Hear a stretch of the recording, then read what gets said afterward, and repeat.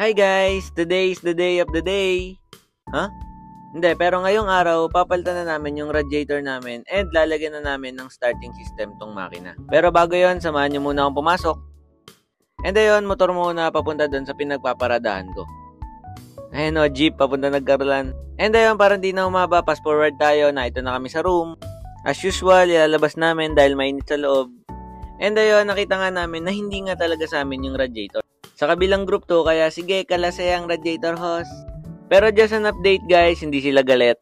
Dahil inamin naman namin na nalito kami sa pagkuha ng radiator. Ilalim lang may hose. Yung clam lang atin dyan. Yung mahaba atin talaga yan. Kinuha ko yung Sepix yun. And ayun na, ito na nga yung talagang radiator na namin. Legit na to guys. At sige, kabite ang hose. Ito nga pala yung palatandaan namin yan. Ayan, yung kulay green na bote. DIY lang yan guys. And ayun na, ito yung mga wires na gagamitin namin sa pagwa-wiring ng starting system. And gamit tong cutter, kinat lang ni Chip itong mga zip tie para magkalas-kalas yung mga wires. And ayun, hinigpitan lang namin yung mga clip ng mga radiator hose. At sige Chip, salinin ng tubig, titignan natin kung may leak. Technician. Pwede yung Hindi, pero pinagbaliktad lang namin yung pwesto para maayos to.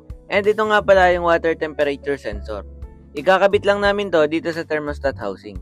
At sige, start kung hindi nagli-leak.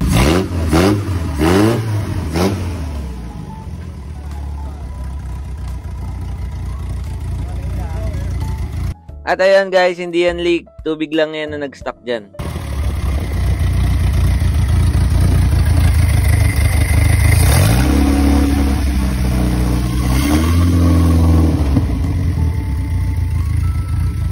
Ang ganda ng minor. And konting paliwanag lang dito sa rectang ginawa muna namin pansamantala. Itong wire galing sa idle solenoid is positive rekta sa positive ng battery. And ito namang negative ng battery, tap dito sa body ground. And itong high tension wire na nakatap dito sa positive ng battery is papunta sa battery terminal ng starter solenoid. And ito nga pala yung brand new all sealed na ignition switch namin.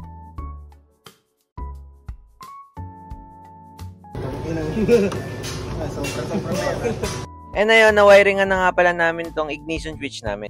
So ito nga pala yung wiring diagram na ginawa namin.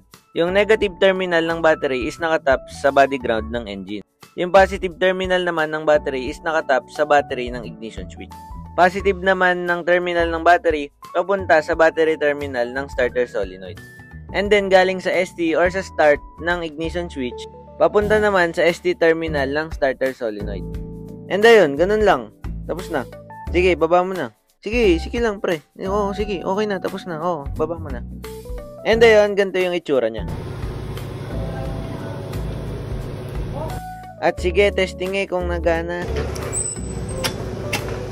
Agoy parlo, but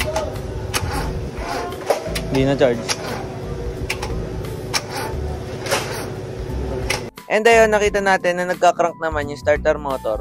Kaya it means nagana yung ginawa nating starting system. At dahil kami na lang yung tao dito sa room, uwi na, hapon na. Pero bago umuwi, linis time muna. And ayun guys, bukas ayusin namin yung mga wirings and dadagdagan na rin namin ng charging system. And salamat ulit sa panonood. Please do follow, like, and share. God bless us all.